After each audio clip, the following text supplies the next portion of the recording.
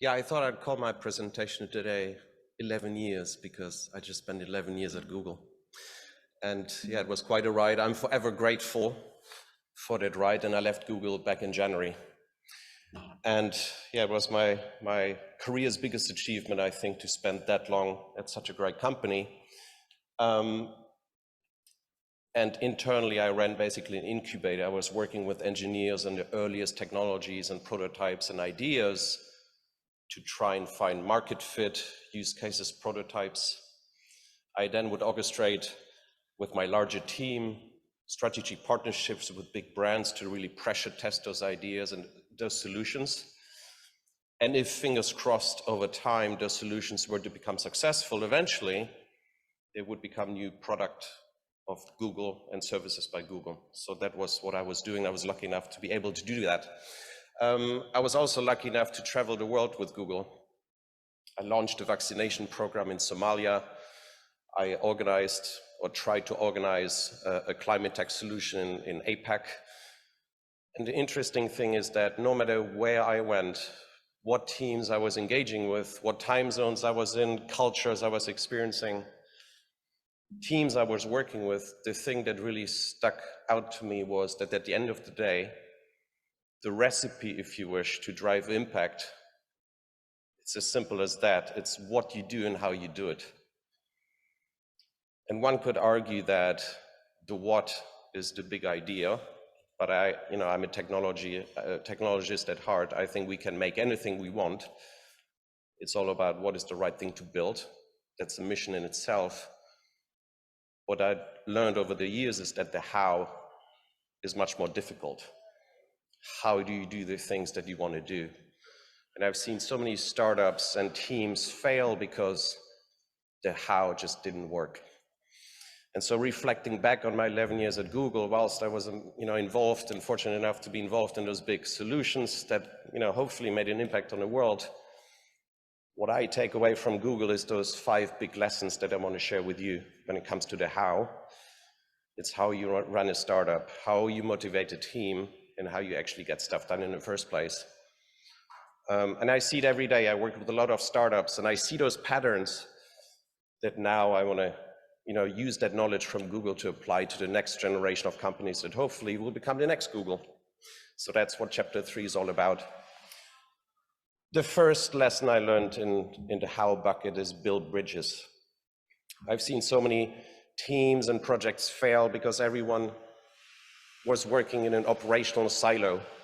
I was working on a large project where the brand didn't talk to the government, who didn't talk on the federal level, who didn't talk to the mayor's office, who didn't talk to the nonprofits. They all had their own KPIs, their own metrics, their own visions for success or failure, but there was no universal truth, and from the data perspective, nothing lined up. It was all over the place.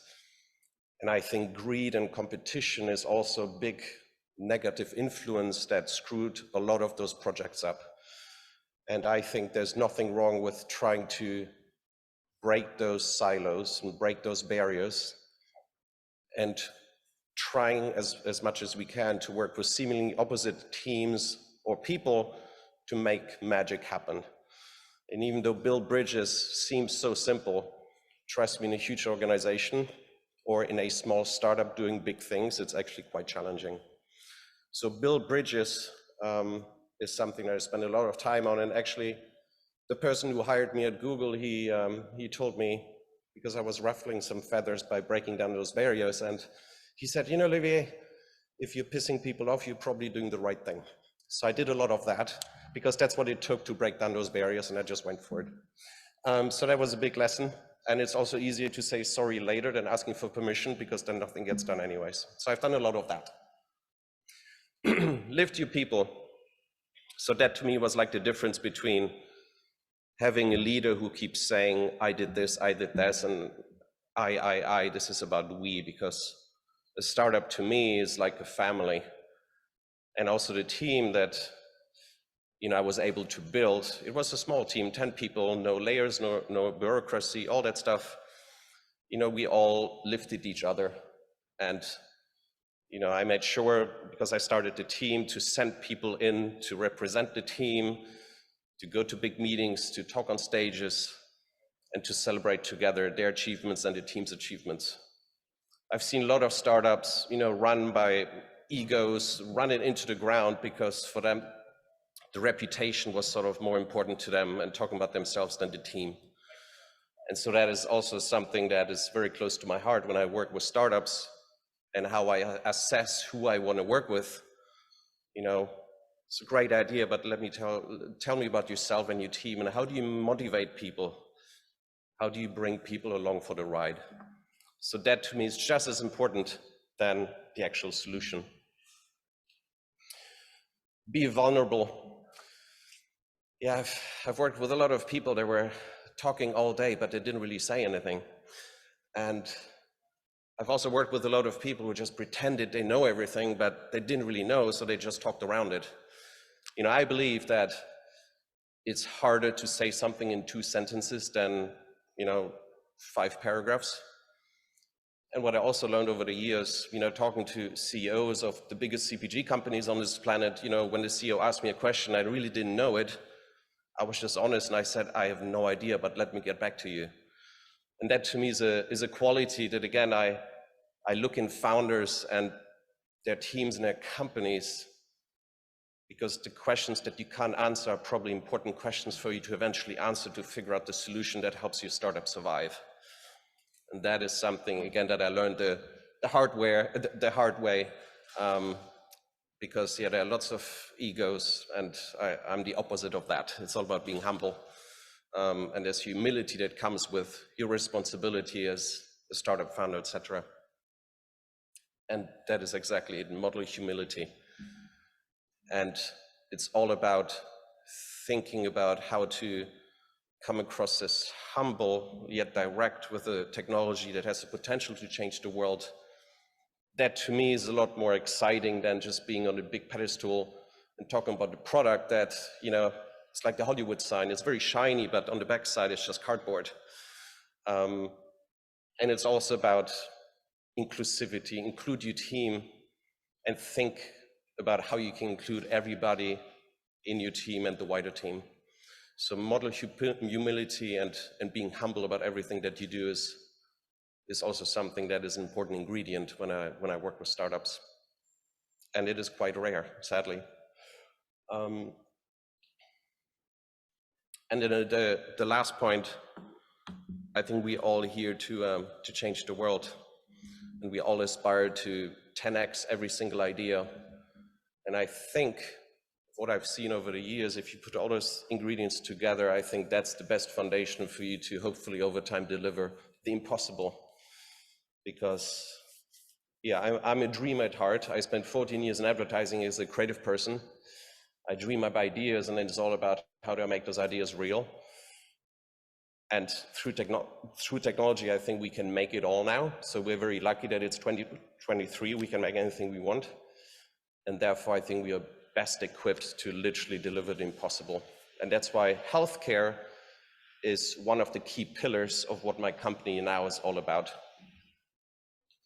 And actually, we were joking with John last night at dinner. Those ingredients, I think, are the foundation to eventually create a $1 billion idea, or an idea that has an impact on 1 billion people. And everything that my little VC firm is now focused on is getting to that 1 billion number in any shape or form. So I focused on AI, blockchain, healthcare, and climate tech. And whilst I'm assessing the what, I spend a lot of time on the how, as you can tell, because those founders and teams, I think the team culture to some extent oftentimes is much more important than the thing that you want to build. So my company is called Chapter 3. Chapter 1 was in advertising, 14 years. Chapter 2 was at Google for 11 years, so now it's Chapter 3. Much better than Chapter 11, but that's my company. And I think what also makes this company sort of unique is that it's a combination of a small VC fund as like an angel investor, and also a VC firm. So I take active roles with all the disciplines and learnings that I've gathered over the years to take active roles in those companies that I support and finance and accelerate. from CMO role or board role or advisory role. I don't want to just put money down and wish them all the best and good luck. I actually want to be more involved and really roll up my sleeves, because I'm just, you know, I'm a creative and a maker at heart, and that's how I want to operate and continue to operate, to get my hands dirty. But anyway, that is what I've got for you today. That's 11 years at Google summarized over 5 slides. And I hope you find it useful for those startups out there. But yeah, I'm here all day. I'm here all day tomorrow if you want to chat. And yeah, thank you.